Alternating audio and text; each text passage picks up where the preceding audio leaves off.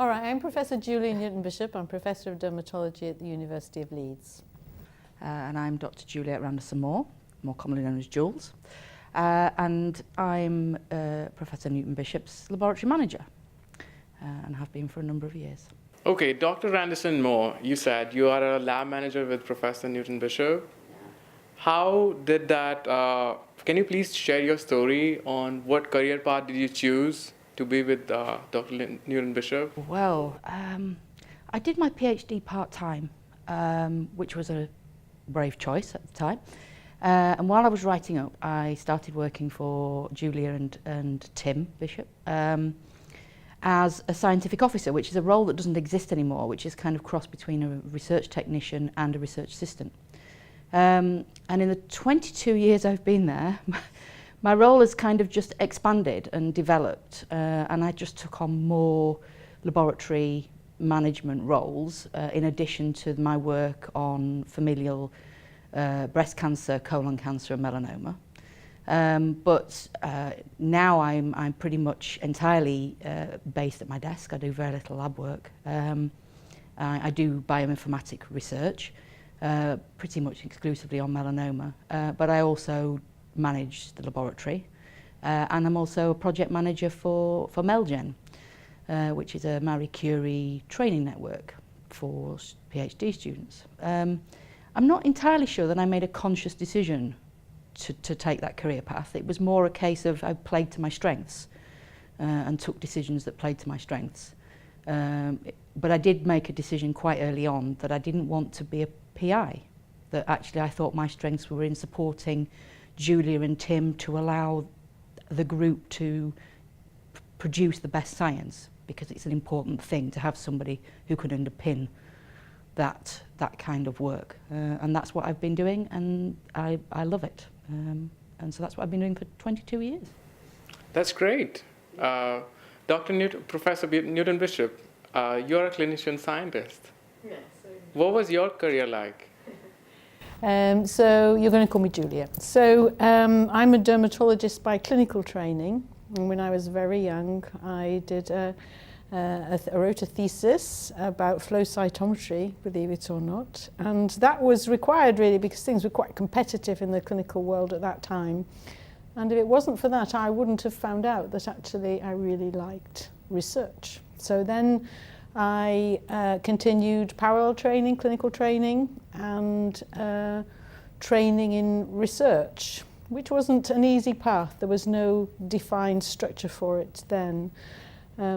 So I, at the London Hospital, London University, I developed an interest in epidemiology and then in genetics, and then started working with Tim Bishop, using genetics to understand melanoma susceptibility. And subsequently my clinical expertise really was concentrated on melanoma, and then I really wanted to know what was it about lifestyles that predicted survival for melanoma. So when patients asked me, how do I live, what's my diet going to be like, those sorts of things, we really didn't know what to say. Now we know, of course, a lot more, but I wanted to find that out, and I wanted to have better biomarkers, and so we started to work on tumours, looking at the somatic genetics. And we've had funding over these many years from Cancer Research UK, and over the years we've also had funding from the NIH, from smaller charities, and notably from Europe, from Framework 6 then. So we've patched all of this funding together over the years, and that's about a summary of how you find me here. And since you both work together, how is it like, what it is like to be working together as a lab manager and then you're leading a group? Well, I mean, we've worked together for a long time now, yeah. And actually it's quite rare that you have somebody like me, essentially a postdoc, working for a PI for such a long time. And you know, I think we both respect each other's skills. Julia, I'm sure, I know, respects my contribution and some of the things that I can do, particularly towards the management side of things and making purchases magically appear, and dealing with the things that would get in the way of science. I'm particularly good at dealing with those kinds of people. And I am in awe of Julia's scientific expertise and the fact that she has so many different projects and so many different strands on the go all at once, and seems to manage them effortlessly. I know it's not effortlessly, but that's how it appears. She's like one of those swans. It's all very serene on the top and paddling like mad underneath. So we have mutual respect, don't we? Yeah. And skills which complement each other. Yeah. And actually that's how we manage the whole group. We like to think of it as a bit of a family, really. So yes. Yes. You know. This is very interesting because we always talk about team science and how do you pursue science in a very team respect manner. But when you treat your group as a family, then the bonding increases more, and then you have mutual respect for each other. Yes. And you kind of are productive even further than with the team science. And that's how we work within our consortia, because as you know, we have led consortia for a very long time. And GenML was our first, and that began in 1997. And as you know, we still have annual conferences and we work together still. And that is a larger family of cooperative people. It doesn't mean that we never have small disagreements, because families notoriously have those, don't they? But I think everyone in our consortia and everyone in our own group knows that it's better to work together, and you get more done. It's more effective, more enjoyable, more statistically powerful to work together. And that's true of GenML. People have been able to contribute their skills, their experiences to larger scale projects, and that's been to everyone's advantage. So, speaking about consortiums, both of your contributions have been very critical in the development of GenML and then MELGEN, a European training network. Of course, I'm a part of this. And so what was the journey like when you started with GenML and then you pursued MELGEN? I've been lucky because I've been with Julia really since the very early days, and I can remember sitting in on the very first GenML meeting pretty much, which took place, I think, at the ASHG in San Francisco back in, 2000, something like that. And it was, from the very first minute, it was a round-the-table discussion. It started with a round-the-table discussion of really like-minded people who really believed in team science. And there was a core. Now, getting some of them to collaborate fully was a bit more of a journey. But actually, and I have to say, there were a lot of people, I think, that thought it wouldn't work at the beginning. And I don't think, actually, it would have worked without Julia really pushing that collaborative ethos. Because, from the moment I arrived in the group, it's always been about team science. It's always been about working as a group and collaborating. And I think we push that and we fight for it, and I think that's why GenML has been so successful. And the fact that 21 years later, and we've had funding for GenML in the past, but we don't have direct funding for it now, but we meet every year in a secure environment, we exchange data, we have conversations, we exchange ideas, we collaborate in different smaller groups and in larger groups, and it works. And we have good publications to show that it works. So, and I think without that, we wouldn't have had MELGEN at all. And in fact, Maynard Hurlin, who was the instigator for SMR, described it as the biggest lab meeting in the world, our annual GenML meeting. Biggest lab meeting? That's what he said. Yes. It's a good description, I think. Yes, that is a wonderful description.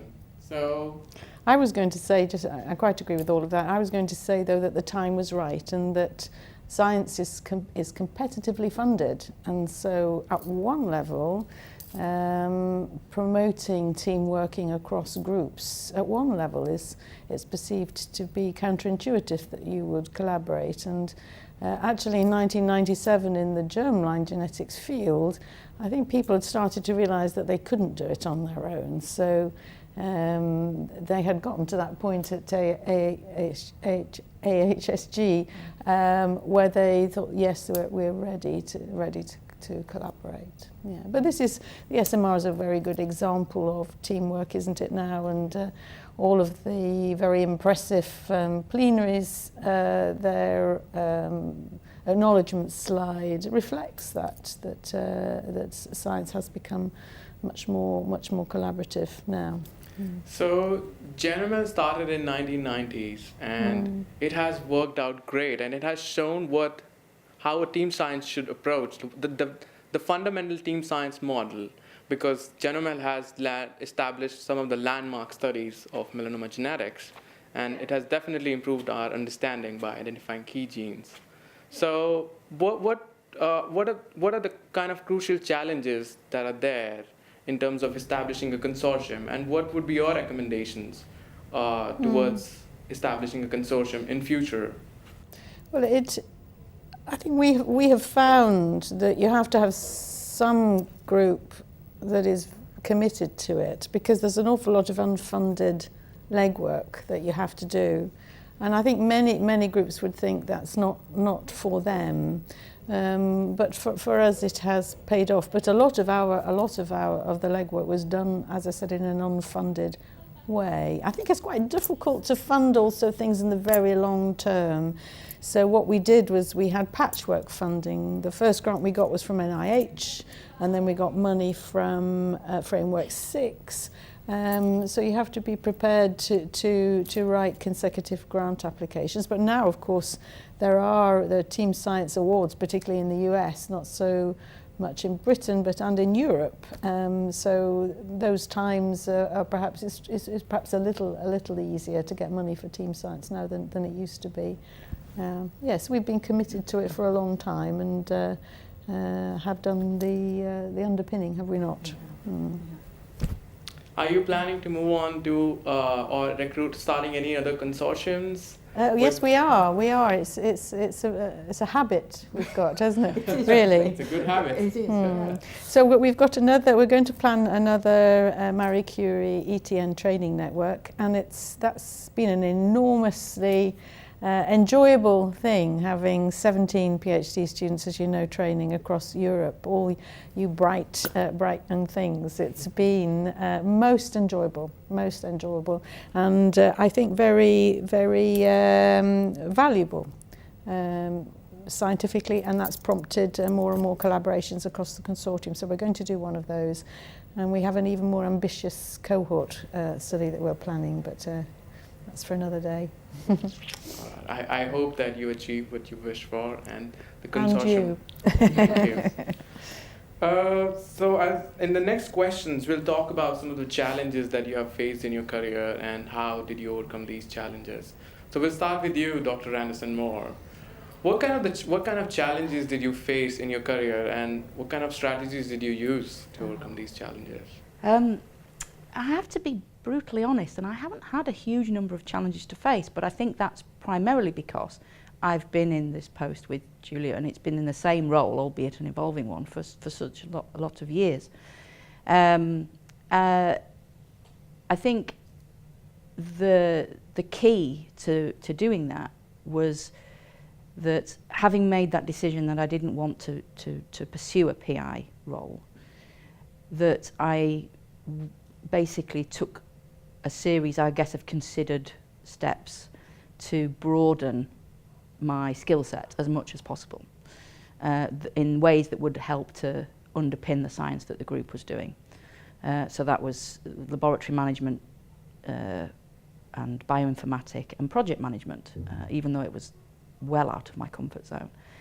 And I think that career, that challenge is the thing. You've got, you have to face the things. You have to adapt. You have to adapt to your changing role. You've also had to cope with the stress of another program grant application and some anxieties Yes. about whether I mean, it would it be is- successful. So It is. stressful. It is stressful. The constant worry about where the next round of funding is going to come from. You know, I am approaching my 50s, and you know I've been very lucky. But we're now in that position where, you know, I can't Julia just is older up. than her 50s. I can't just up sticks and move. You know. To a new city to follow a postdoc position, and you know, that's a concern. But you know, we'll face it when it comes, and in the meantime, we just keep doing the science. That's the way to go about it, I would say. But it will work out. I hope that it will work out for you. One of the reasons for broadening your skill set as much as I've tried to do is so that when the end of the funding comes, which inevitably it will at some point, it gives me as many options as possible to move forward. And you have to remember that we are a part of a team. You cannot be left behind. Team will always bring you forward. Okay, so we'll move on to Professor Julia. What were the kind of challenges that you have faced in your clinical scientist career as well as research career? Well, I think that any clinician scientist would struggle to be both things. It's like having two jobs, really, isn't it? So you're running a research group which you're continually trying to refund, and then more than half the week you're actually in clinic. So it's quite difficult to run them both. And if you then have children as well, that is definitely having three jobs. So it is difficult, and you have to be absolutely committed to it. It's the most difficult option, really, to try and do mainstream science and be a clinician. I think some do it by actually not doing a whole lot of clinical work, but I really couldn't do that. I had to be stuck into both sides of it. So I think that's the biggest challenge, and I don't think there are any solutions. I think that's how it is. It's not that it's easy for mainstream for just pure scientists. It's absolutely not. But you can imagine that if you're a clinician scientist, you're actually competing with people who don't have to worry about patients in clinic. So I think that's the biggest challenge. Yeah. But would you agree that if we do science in a team way, some of the challenges could go away apart from family challenges? In terms of, for example, if you have not been receiving any success in terms of your funding or publications, then yes. Well, I was very, very, very clever, wasn't I? And I married a statistician, a genetic epidemiologist, and then worked with him. That was exceedingly clever of me, and that helped a lot. Although the children haven't done science, and they said it was because we bored them to death by talking about it at home. But also, you know, when you were doing your clinical practice, you knew that all the sort of nitty-gritty day-to-day doing of experiments and things like that they were in good hands with yes. the team of but molecular still, it's nice now I'm not doing clinics, and I can be more submerged. It's easier. That's true. So in next questions, we'll shift the focus towards SMR meeting. Julia, you have been coming to SMR for years now. Yes, you're emphasising this, years. Yes, I have, since the very beginning, and it is now the absolutely most important melanoma meeting of the year, yes. So everyone pretty much has to be here, and so you meet a lot of people you work with, lots of people you worked with in the past, lots of people you might work with in the future, as well as listening to the presentations. And it's great for young scientists, as you know, you're presenting here, and so are other students from our training network and many other students from around the world. So it's absolutely key, and it's been going for a number of years, but not, I don't remember what year was the first one, but certainly it's only been around for a proportion of my own career, so it's made really a huge difference, yeah. And Dr. Randerson-Moor, what is the one piece of advice you would give to young trainees, especially young women researchers, I think especially when they're about to go to these kind of conferences? I think be prepared to pursue what you want. I don't envy young researchers now. I think it's a very different world to when I went into science.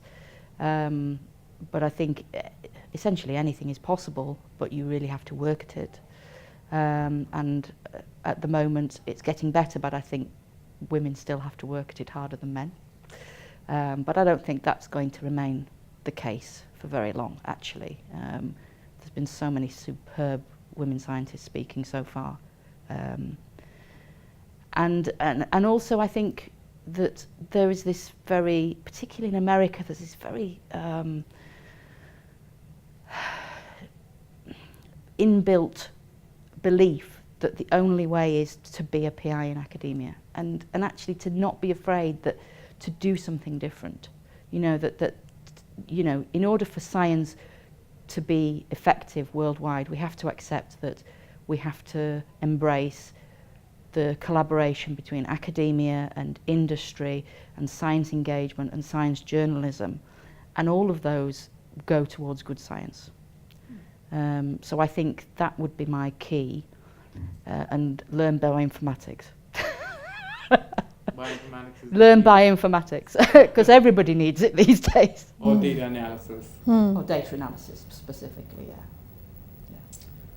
So Julia, what would be your advice to young researchers like me who are starting their career Yes. after PhD? I think the thing to do is get the best PhD project that you can, working in a good lab, and one that you are very interested in, but with enough infrastructure around it to make sure you get proper supervision. So you've had a clinician, a statistician, two statisticians supervising your PhD, and that's the general approach that we take, and having enough skills so that you learn as much as you can in what is actually quite a brief period, and then getting the best postdoc position that you could have. And I think that's good advice, even if you want to be if you don't want to be a PI, because actually you don't at that stage necessarily know whether you want to be the PI. And it's good to have that experience under your belt. I think whatever you're going to do, that's very good experience. And we organised a lecture, didn't we, by a very successful scientist at the University of Leeds, who said work for someone with, what was the word he used? Pedigree, that is, someone with who's well known in that lab, and well known as doing very good science. And then at that point you're in a better position to decide, do I want to be a PI? Bearing in mind that PIs it's a very competitive business. It's not easy. It means a sort of lifetime of struggle, actually, very fulfilling struggle, but it is a struggle.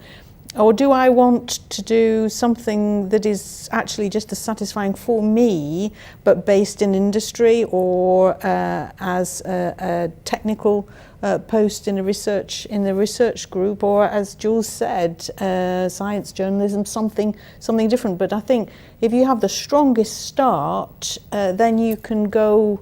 When you've had some time to really assess it, then you can go. You're well equipped to go in whatever direction you want to do. I think that's a very useful advice, especially to people who want to go to academia, even for industry, that is. Yes. And you said something about fulfilling struggle. Now, Yes. Can you elaborate it more or shed light as a PI? What gives you fulfillment, and what is the struggle about? Well, as you know, when you're doing something and you make real progress, in whatever your scientific area, when things are going well, it is a supremely satisfying experience. It's also very satisfying when you see young people doing very well and moving on and setting up, to good postdocs and the like. That's also very, very, very satisfying. But actually, I was just talking to someone you know very well outside, who has been sweating profusely all morning, worrying about whether his programme grant has been accepted or not. And then I saw him this afternoon. He was very jolly because it had. So that's quite a stressful thing to cope with in the very long term. So it's a mixture of exhilaration and delight when something goes well, and of course the reverse. You can put a lot of work into something that might not go so well in the end. So it's there's not much rest in that, is it? But it is tremendously satisfying. Yeah.